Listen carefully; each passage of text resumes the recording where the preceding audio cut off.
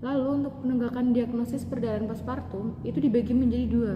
Yang pertama yaitu perdarahan postpartum primer dan perdarahan postpartum sekunder, di mana pada perdarahan postpartum primer itu terjadi pada 24 jam pertama kelahiran. Penyebab utamanya itu biasanya dikarenakan atonia uteri, retensio plasenta, sisa plasenta, robekan jalan lahir, dan inversio uteri.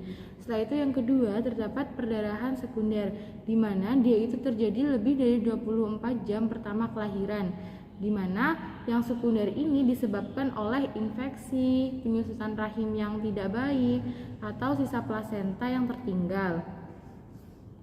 Nah, untuk diagnosis berdasarkan klasifikasi itu biasanya pada atonia uteri ditemukan gejala dan tanda seperti uterus tidak berkontraksi dan lembek. Setelah itu ada perdarahan segera setelah anak lahir.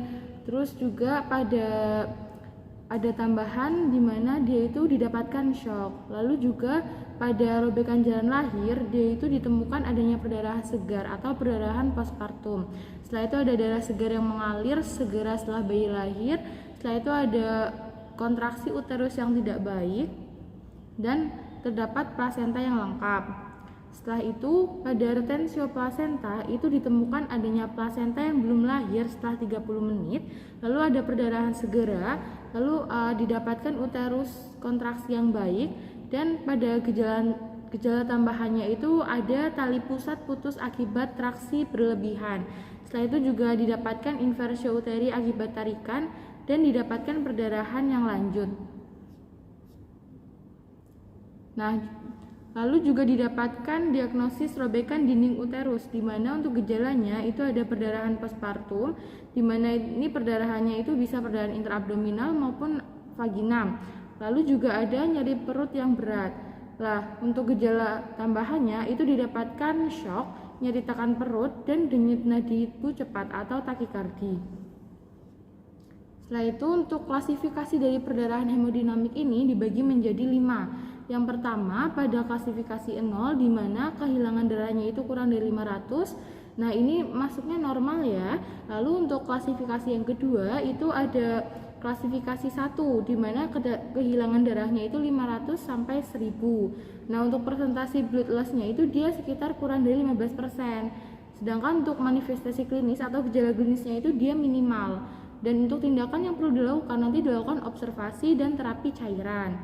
Nah, kehilangan darah lebih dari 1000 ini dia sudah masuk ke garis bertindak, di mana dia itu masuk ke klasifikasi 2. Klasifikasi 2 ini kehilangan darahnya itu sekitar 1200 sampai 1500, di mana untuk presentasi kehilangan darahnya itu sekitar 20 sampai 25%. Dan untuk manifestasi klinisnya itu yang pertama ada peningkatan denyut nadi, lalu ada penurunan output urin, lalu ada peningkatan respiratory rate, dan didapatkan hipertensi postural. Setelah itu juga untuk tindakannya perlu dilakukan terapi cairan intravena dan diberikan uterokranial.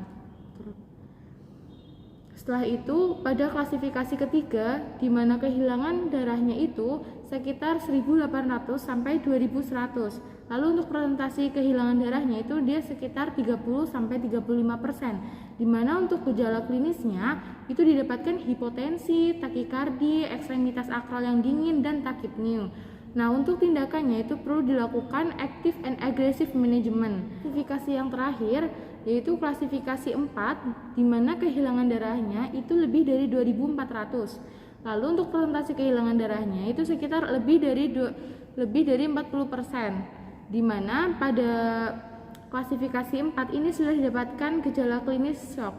Lalu untuk tindakannya itu perlu dilakukan critical active management, di mana 50% resiko mortalitasnya itu ada apabila tidak dilakukan tindakan aktif.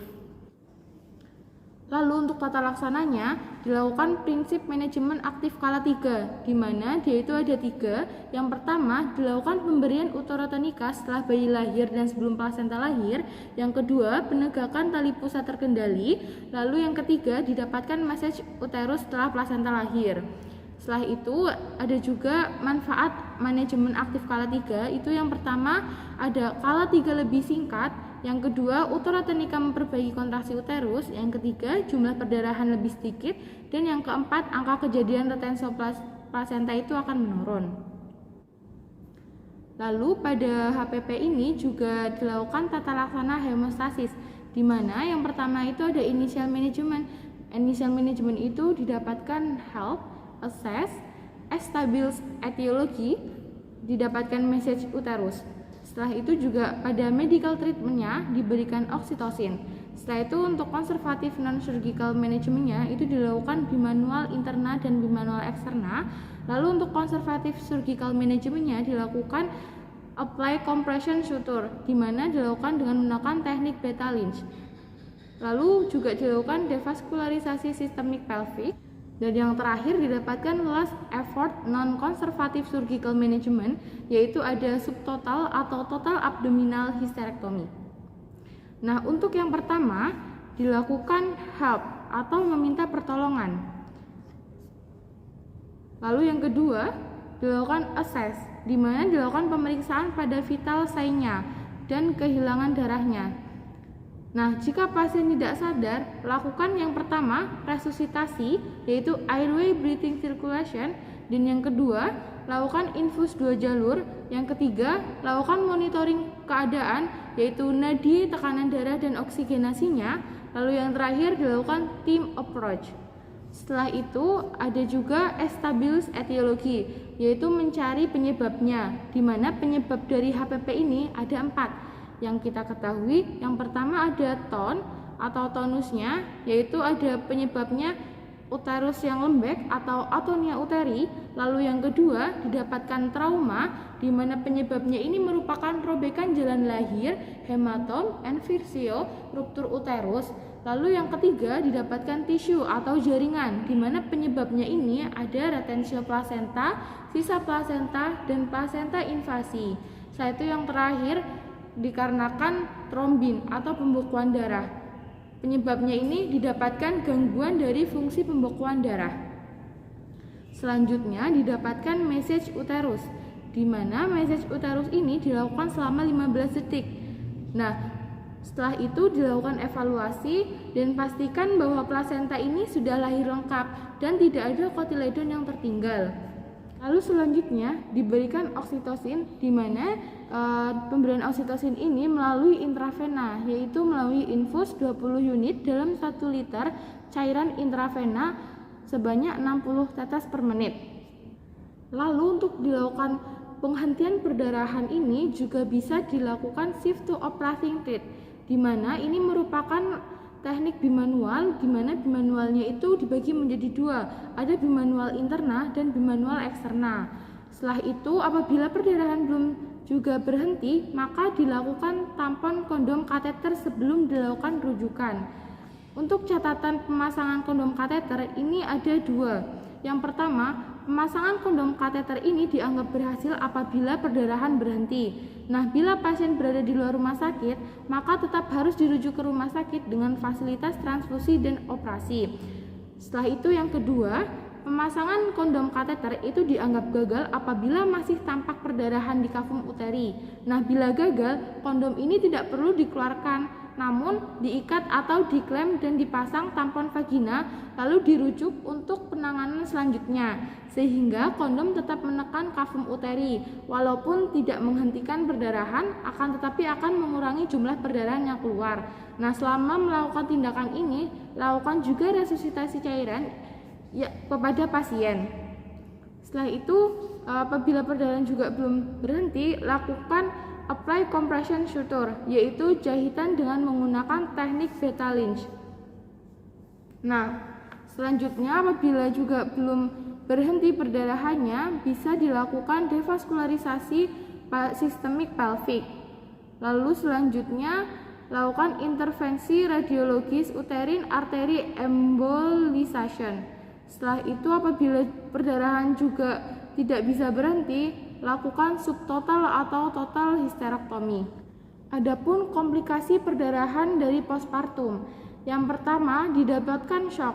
Nah, shock ini paling terjadi yaitu shock hipovolemik, di mana pasien ini akan mengalami penurunan tekanan darah, terus kehilangan cairan atau dehidrasi.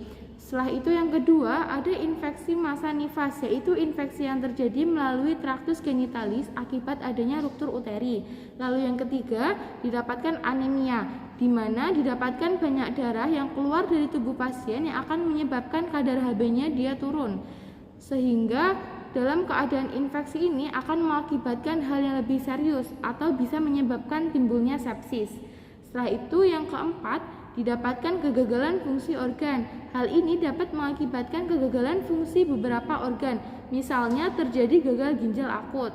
Lalu yang terakhir bisa menyebabkan DIC atau Disseminated Intravascular Coagulation. Nah, untuk prognosisnya, prognosis dari perdarahan postpartum ini bergantung pada jumlah darah yang hilang dan penanganan yang cepat.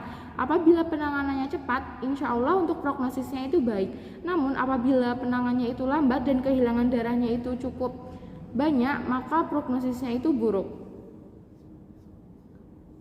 Terima kasih, cukup sekian presentasi dari kami. Wassalamualaikum warahmatullahi wabarakatuh.